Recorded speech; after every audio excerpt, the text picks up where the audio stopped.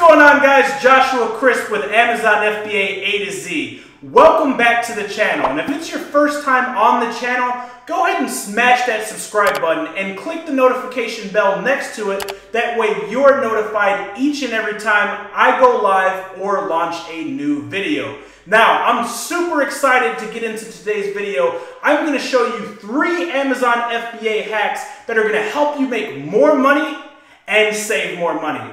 See you in a second.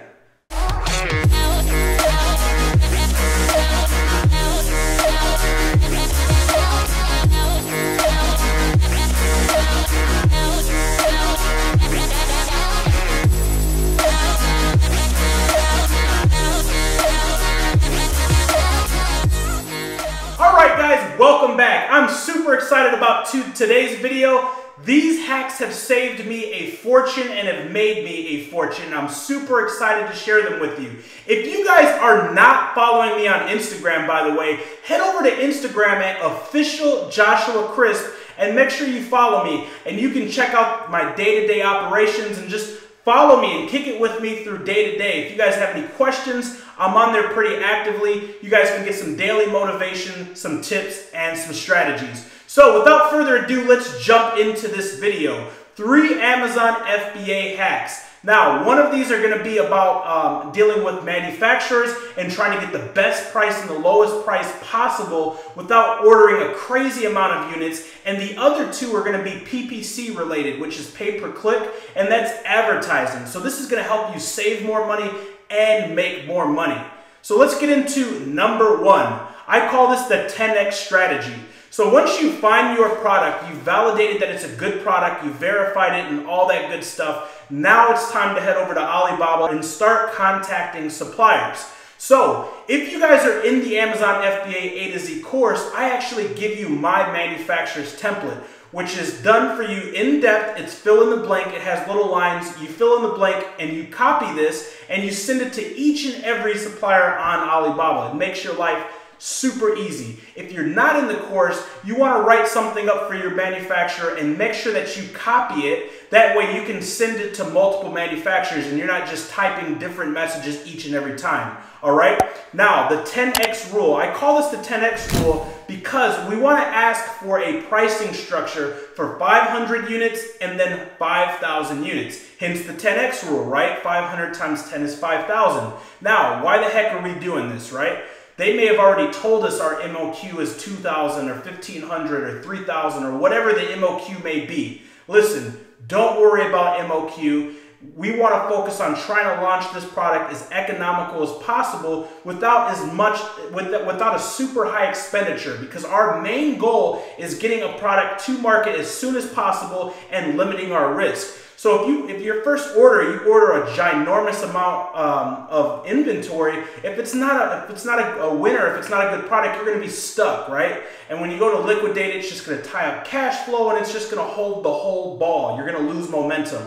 So we want to ask for a pricing structure for 500 units and 5,000 units. And the reason why we do this is 9 times out of 10, there's not going to be a ridiculous price difference, right? Even though you're going 10x up in the amount of inventory, there's not going to be a 10x price difference. So hypothetically, you may ask for 500 units and they may say that your price is $5, right? And then on the 5,000 units, they may drop it 50 cents to $4.50. Not a crazy price difference. Now, it does add up when you get into thousands of units, but we're just trying to launch our first initial product and get proof of concept, right? So once we know that if I order 500 units, it's $5, 5,000 units is $4.50. Now we tell them, all right, sounds good. I'm definitely looking forward to doing business with you. I've done my research on this product. I think it's going to be a winner, but I want to do a test run. I want to launch a small amount to market to get depth of market and proof of concept. And if this product performs accurately or how my research shows it will, then I will order 500 or 5,000 on my next run. Now, all of these suppliers understand what a test or a small purchase order for a test run is, because all large companies do this. Walmart just doesn't order 2 million products and puts them across all 600 stores. They'll order a couple thousand and put them in 6 stores. If you go into Walmart and you see in those aisles, they have those little cardboard fixtures with products. Those aren't best sellers. Those aren't clearance. Those are products that Walmart is testing because the highest amount of traffic in their store is actually in between aisles, right? Especially when you walk in the front of the store. So that's what they'll do. They'll get a small test run, they'll put it where their highest amount of traffic is, and they'll gauge off the amount of sales that they get, how long, etc. Right? So we're doing the same thing. So this isn't a new strategy. Don't get nervous that you think that they're going to shut you down or they're going to stop responding to you.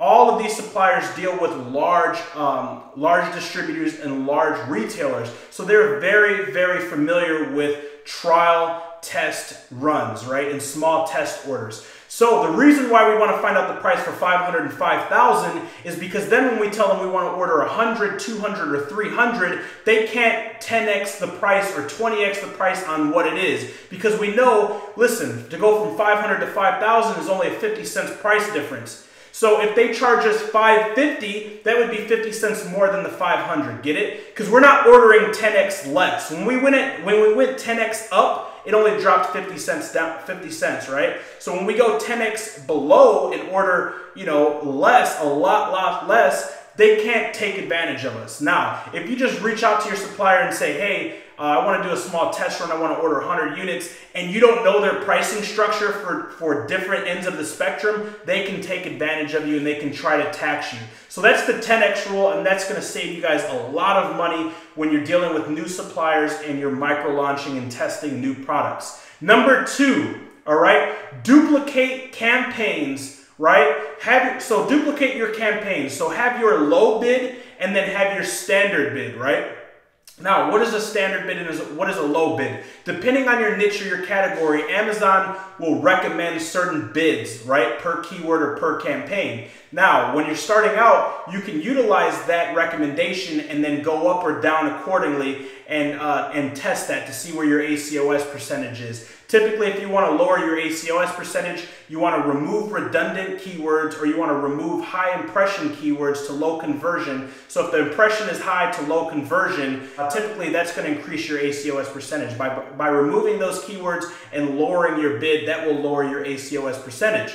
Right? But what you want to do is you want to duplicate those bids. So if you have an exact, a phrase, and a broad campaign, you want to duplicate those and then have them with very low bid, right? So I recommend if you're running 75 cents bid or a $1 bid or 50 cents bid, whatever it is, run them at 5 cents on a low bid and incrementally increase it to between like 5 and 10 cents, right?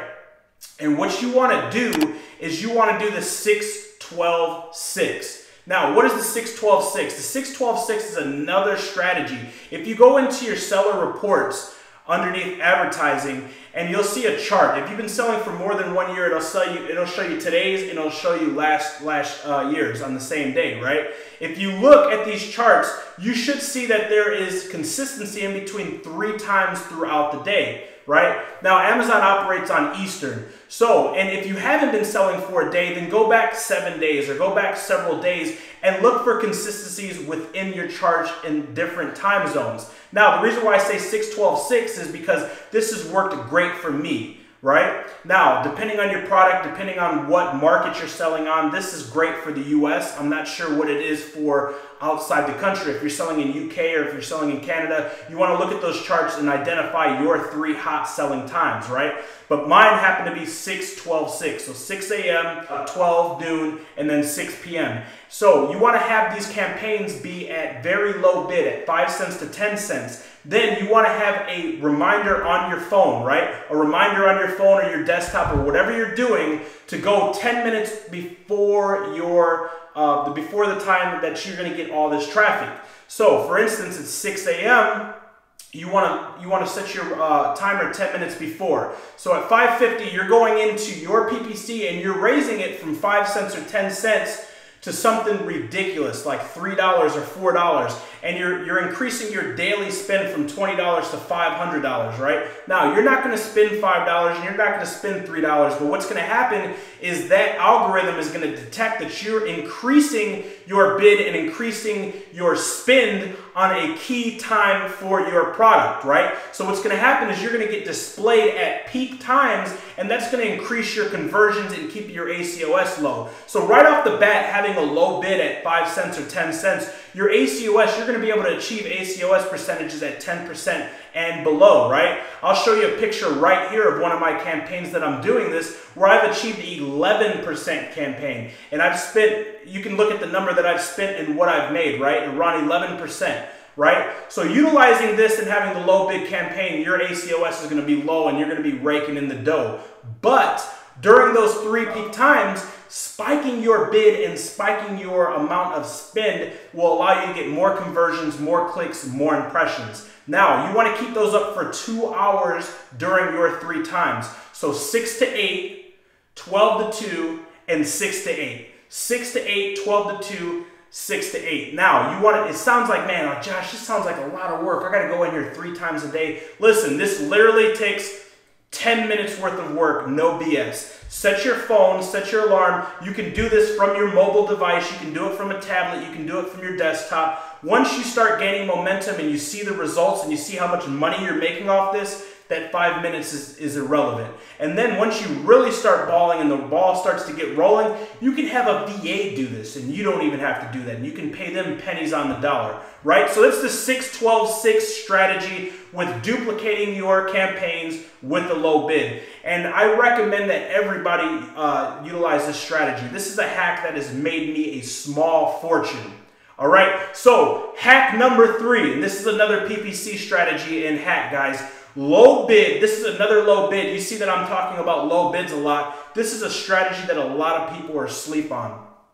Understanding the algorithm in your peak times, your peak seasons, and maximizing that is incredible, right? So this is another low bid strategy. You want to have a low bid exact match. So you don't want to run a broad, you don't want to run a phrase, you only want to run an exact campaign, which you can go under advertising, create campaign, and it'll ask you automatic, broad, exact phrase. You want to choose an exact. Then when it asks for your bid, you want to set your bid at 5 to 10 cents. So really low. Now, you'll have to play with this and adjust this depending on your category and your niche and the difficulty. The more difficult the niche, the higher the BSR, the more sellers, the higher your low bid is going to have to be. You may have to be in the 15, 20, 25 cents. But start out at 5 cents and gradually adjust. All right. Now, your low bid exact match campaign is going to be competitors and brand names only. No money keywords, no long tail keywords, nothing else. Competitors and brand names, and big brand names. And you're like crazy, like why? If somebody's coming to Amazon and they're looking for LG or they're looking for Nike, why the hell would they buy my product? Listen, believe it or not, household brands and small private label sellers can get more volume and do more sales than big box brands just based off of bundling, off of quality, off of pricing, and very numerous different reasons, right? So the reason why we want to have a low bid is because people are typing in. So if someone types in Nike and my product pops up, Nike's going to be advertising for Nike and nobody else is going to be going after that keyword, right? So you want to pop up on a low bid, and you would be surprised. The amount of conversions that you get on this is going to be stupendous, and you're going to make, the margin is going to be insane, right? So optimize that and change it accordingly.